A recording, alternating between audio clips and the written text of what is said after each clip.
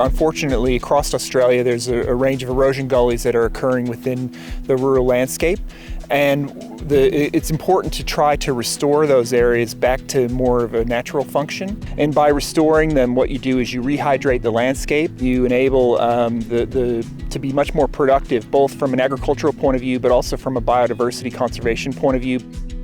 I have an 1,800-acre property here. Most of it's native bushland. It's fairly rugged. Of the 1,800 acres, about 350 is cleared with native pasture.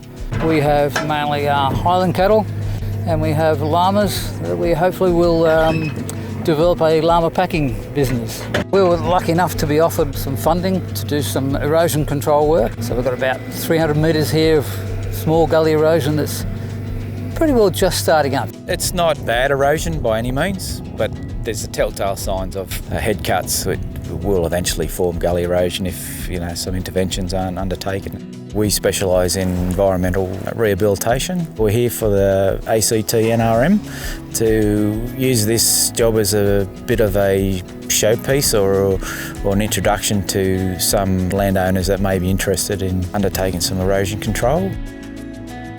There's 3 sites here. The first site is mainly dealing with increased water flow that's a result of road drainage. We'll build a sediment basin to capture the first flush sediments that run off the roads and in the drains, and that'll be able to be maintained by the landowner. You can just remove that sediment as it builds up. The second one is just an infiltration basin, so it'll just be a rockline basin just to hold some of the water. We want the water to stay on the property as long as possible, so we do that with a series of just basins and bed control structures that are designed to stop the erosion cutting deeper. So the third site is further down, and that section of remnant Swampy Meadow. So it contains peat. Peat's a great storage of carbon, so it's very important in our current situation to protect any swamp or any peatland.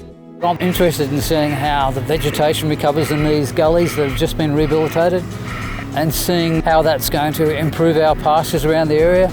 But we'll fence off those areas to try and protect them, and they'll become a small source of feed during drought. The main thing is the understanding of why you've got the erosion. Understanding the water on your site.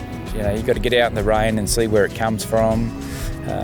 Look at minor sort of changes that can be done to steer water around. Now what we're actually doing is it's called soft engineering, and that's about actually using materials that are found around the area and reintegrating them back into the landscape in a way that actually allows for the land to heal itself, as opposed to coming in heavy-handed with lots of heavy engineering, which is much more expensive, much more intrusive.